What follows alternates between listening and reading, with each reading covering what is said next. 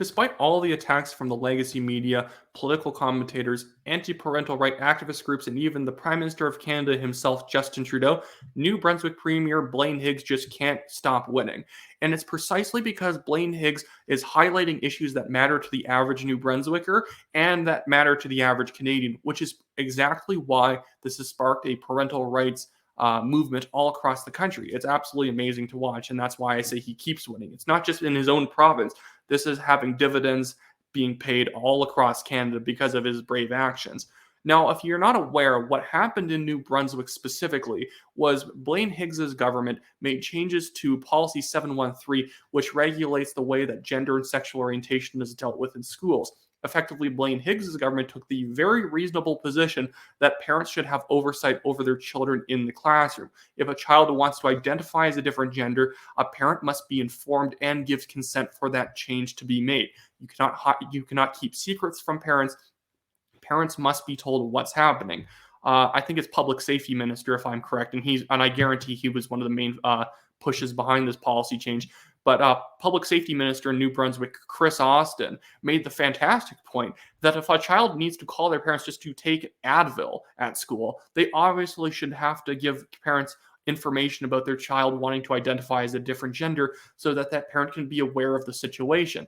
Obviously, with a big explosion in children trying to identify as different gender at like certain ages these days, it's obviously not a natural thing that just suddenly started happening. If you went back to the 70s, you wouldn't be having a big growth in children wanting to identify as the opposite gender. And it's not because it was more bigoted era or people weren't as tolerant. It's like settled down. That's not it. Obviously, this is an artificial thing that people in the classroom, and I suspect it's mostly activist teachers, not all teachers. This is obviously a very small minority of teachers, but certain teachers are pushing gender theory in the classroom, and children being very impressionable are thinking, well, I kind of feel like a girl sometimes if they're a boy, or I sometimes feel like a boy if they're a girl. And this is pushing a lot of gender confusion, and teachers are trying to say, oh, don't tell your parents about this because they, might fly off the handle or whatever. So they're putting a bit of fear in children so that they won't tell their parents. And obviously, there's a lot of pushback in New Brunswick and all across Canada that parents want to know when this is taking place, and you cannot keep secrets from them because obviously that is toxic to a parent-child relationship. But since Blaine Higgs did this a couple of months ago, the media has been putting out constant articles out up till about the last couple of weeks trying to claim that Premier Blaine Higgs could be at any moment removed by his own party. His own party was going to hold a leadership review and throw him out of office. And we heard like about 3 weeks ago or so that movement to get rid of him was kind of stalling out. They had gotten a few chairs of various PC EDAs across New Brunswick to sign letters saying that they wanted a leadership review, and a few party members. But despite not having a very high threshold for that leadership review to be triggered, they eventually stalled out. I think the last quarter of all the support they needed became completely dried up. They could not find anyone to sign these letters.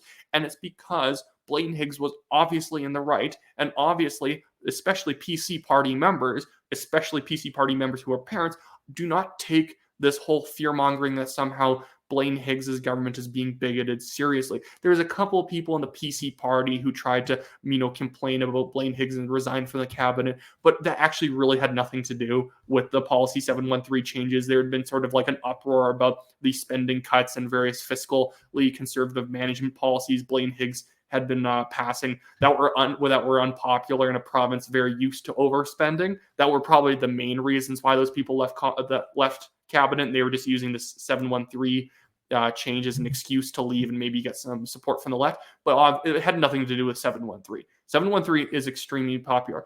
And evidence that 713 is extremely popular is now the governments of Saskatchewan and Ontario are trying to pass very similar measures. And think about that. Like, obviously, it's not that surprising that a government like Scott Moe's a Saskatchewan party government would be passing something like this, but Doug Ford's government in Ontario would be passing something like this is insane. Back in 2018, when Premier Doug Ford was first elected, they broke their promise to actually get rid of the radical sex ed curriculum in Ontario schools.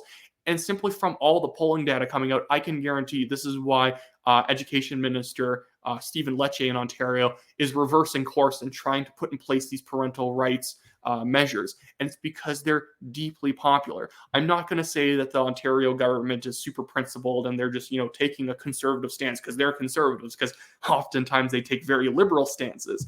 But I think it's because the polling is so decisively in the favor of parental rights that even premiers who usually are scared of diving into social issues are willing to do it. And it's all because of Premier Blaine Higgs.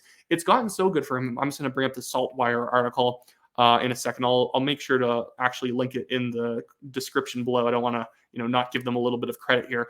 But Premier Blaine Higgs' government used to be like one of the, if not the most unpopular governments across Canada.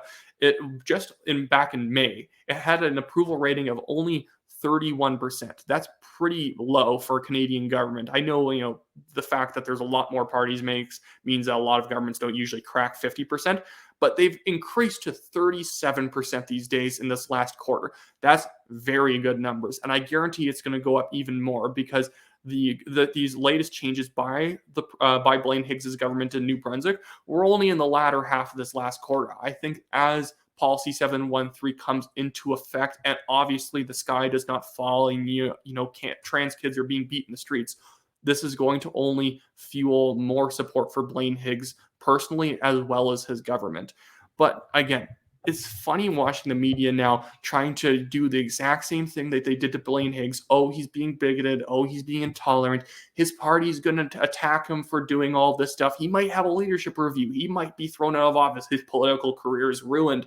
They're trying to do the same thing to Scott Moe and Doug Ford now, and it's not going to work. If anything, what I'm disappointed in these days is Premier Danielle Smith here in Alberta not wanting to politicize the parental rights issue and not wanting to wade into it. This is where I get a little annoyed with her, and this is where a lot of my criticism in the past to come from her. When she says she's a libertarian on social issues, in my mind, that translates into that she's just not going to touch them. It doesn't matter if parental rights are weakened in Alberta, she's just not going to touch it. She won't get rid of politicization from the left side of the aisle in schools because she will then use the excuse that that's politicization. I'm not asking her to add socially conservative policies to schools in Alberta. I just want, less leftism being taught in schools, but she still won't touch it. So I hope eventually either Danielle Smith or her caucus will actually make a move towards parental rights.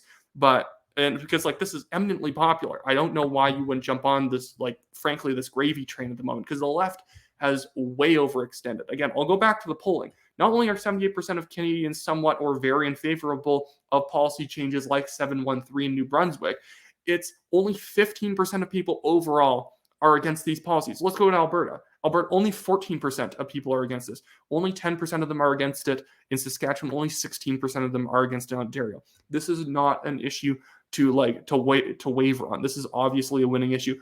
Pierre Poilievre, even though federally you could say there's more risk to taking on this issue because you have to try and be popular all across Canada, has been in favor of parental rights and is supporting premiers passing these parental rights bills because obviously people actually understand that despite all the noise that the activist left and the media make about how you're somehow being intolerant, you're violating the privacy of children, people understand that fundamentally parents need to be able to know what happens in the classroom.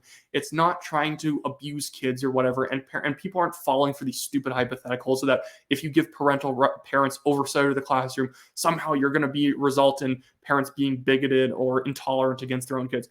Obviously not. What parents want is that they want to know that activist ideologies are not being pushed in the classroom because fundamentally, that's not what the classroom's about. It doesn't matter if it's a left-wing ideology or a right-wing ideology being taught in the classroom. That's not the point.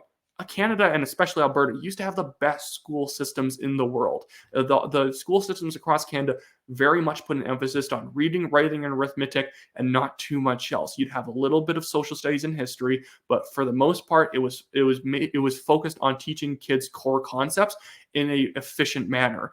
But now we've gone towards teaching a lot of just extracurricular stuff that kids do not need to know. Let's teach them gender theory. Let's have a whole week about, sex ed and whatnot. It's like kids don't need to hear that from their teachers. They want to know how to do math because that's what's actually going to set them up to do well in life. I doubt you're going to interview many 35-year-olds and you ask them about what was the best aspect of their education. They're going to say, oh, well, I really liked when they started teaching me about gender theory and about how girls and boys can change genders. That was really what led to my success in life. That's obviously not going to happen. And the more Justin Trudeau and other left-wing and other leftist politicians try to embrace this anti-parental rights position that they've stuck themselves with, they're only going to alienate voters, especially ethnic voters, because ethnic minorities in Canada tend to be very, very strongly family oriented. They don't want to hear about how when you go to school, you're going to rely on the expert teachers to teach your kids, and you shouldn't worry about what goes on in the classroom after you drop off your children. That's absurd, and it's going to drive a wedge between the left-wing parties in Canada and minority voters who might have been more predisposed to voting for them due to giving them, more artificial legs up once they enter Canada.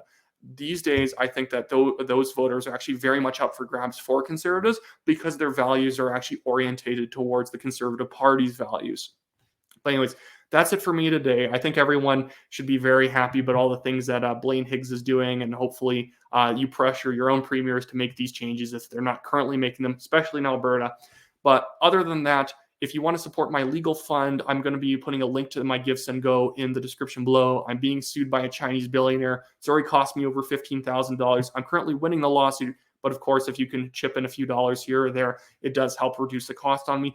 And as well, make sure to sign up for TNT emails in the description below. I'm not just like, it's not just like what I've said before that you can get emails from us about our content. There's going to be a Ben Shapiro live show in Calgary happening in November, and TNT is being given not exclusive rights, but TNT is one of the organizations that's going to be allowed to put out early bird tickets. So if you put in your information in the TNT email sign-up forms and you live in the province of Alberta, you can get the early bird tickets to the Ben Shapiro live show that's happening in sort of southwest Calgary.